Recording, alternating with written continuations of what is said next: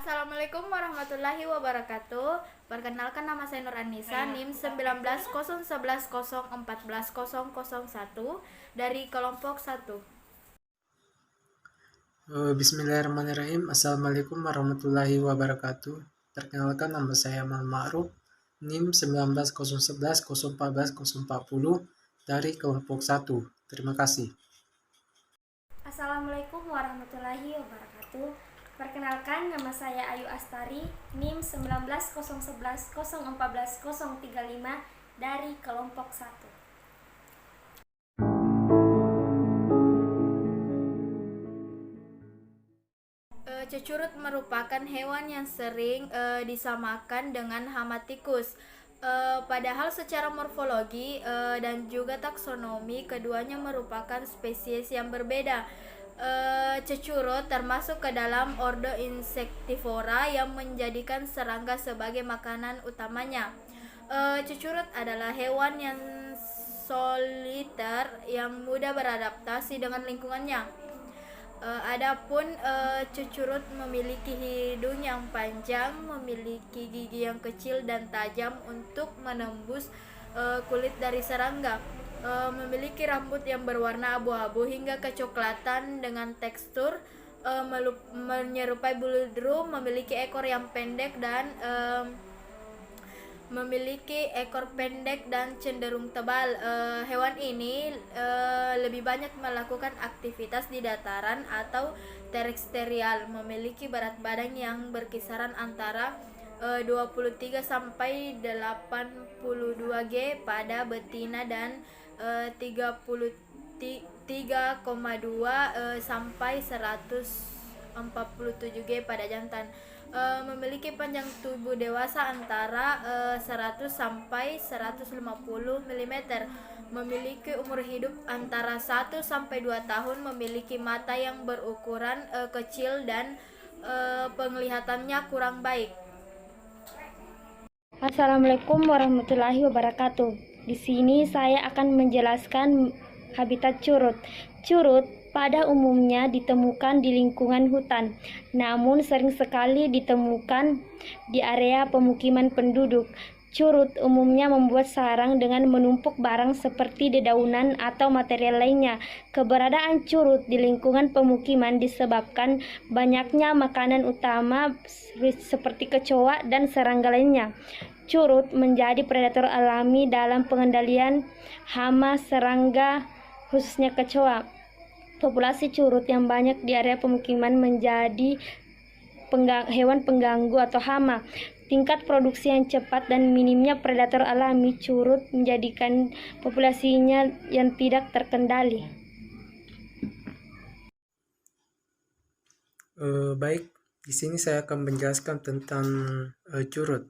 Curut adalah hewan pemakan serangga bertubuh kecil yang berpenampilan mirip mencit atau tikus kecil dan tergolong dalam famili Soricidae.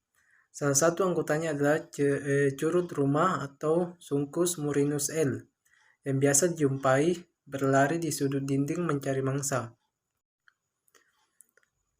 Pengendalian dari hewan atau hama curut yang efektif adalah memasang perangkap. Ada berbagai jenis perangkap. Yang pertama adalah perangkap sangkar.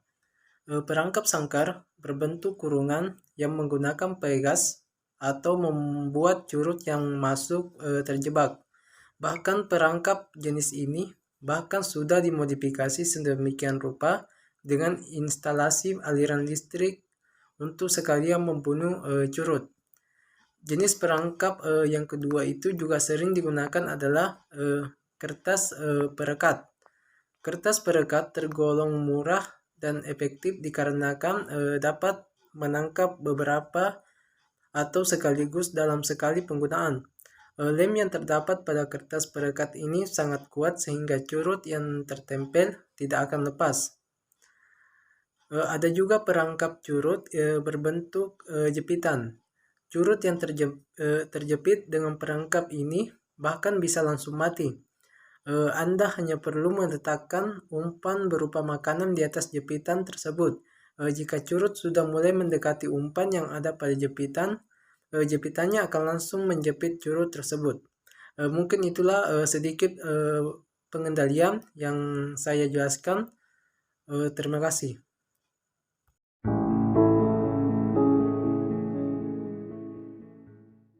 Yang kedua yang akan saya jelaskan yaitu morfologi dari babi hutan.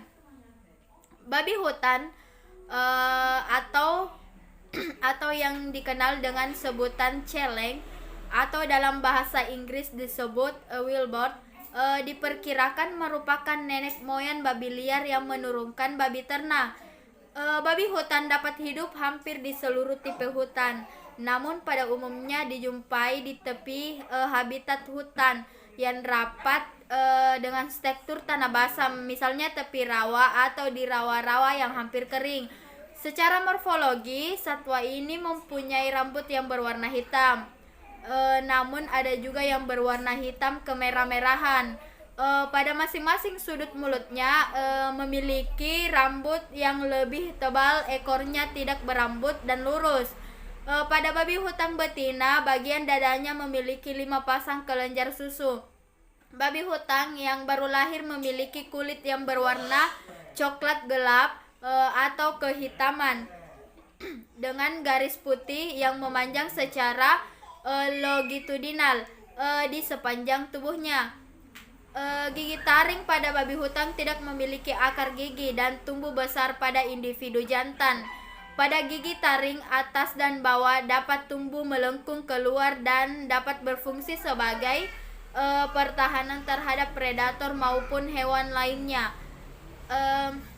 Individu jantan dewasa hidup secara sendiri kecuali pada saat musim kawin.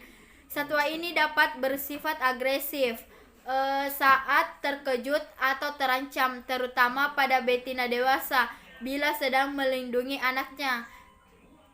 Babi betina dewasa berumur 6-8 tahun. Umur dari babi hutan dapat mencapai 20 tahun, namun rata-rata umur babi hutan 10-12 tahun. Di sini saya akan menjelaskan habitat dan pakan babi hutan. Habitat babi hutan hidup di semak belukar dan hutan, dan juga dapat dijumpai di lingkungan yang kering di wilayah Asia Tenggara. Adapun makanan babi hutan yaitu dibagi menjadi 4 kategori. Yang pertama itu rimpang, akar, dan umbi yang semuanya digali sepanjang tahun. Yang kedua kacang-kacangan dan biji-bijian yang dikonsumsi saat matang dan digali dari salju saat melimpah. Yang ketiga daun, kulit kayu, ranting, dan pucuk beserta sampah. Yang keempat cacing tanah, serangga, moluska, ikan, tikus, pemakan serangga, telur, burung, kadal, ular, katak, dan bangkai. Sebagian besar mangsa ini dimakan saat cuaca hangat. Baik, di sini saya akan menjelaskan tentang metode pengendalian hama babi. Salah satu pengendalian dari hama babi ini yaitu pengendalian secara mekanis, yaitu dapat dilaksanakan dengan usaha untuk menghalangi babi memasuki areal pertanaman dengan membuat barir fisik melalui 2 cara. Yang pertama adalah membuat pagar yang kuat di sekeliling pertanaman. Akan lebih baik kalau pagar tersebut berupa pagar hidup dari tumbuhan yang relatif lebih kuat karena akarnya menghunjam ke dalam tanah. Yang kedua, membuat parit yang cukup lebar dan dalam di sekeliling pertanaman. Lebar parit 2 meter dan dalam parit 1 meter. Cukup menghalangi usaha babi di sekeliling pertanaman. Usaha lain dalam mengendalikan hama babi ini adalah menangkap babi yang dapat dilakukan dengan menggunakan beberapa jenis perangkap hidup atau mati, atau dapat juga dengan menggunakan jaring atau jerat.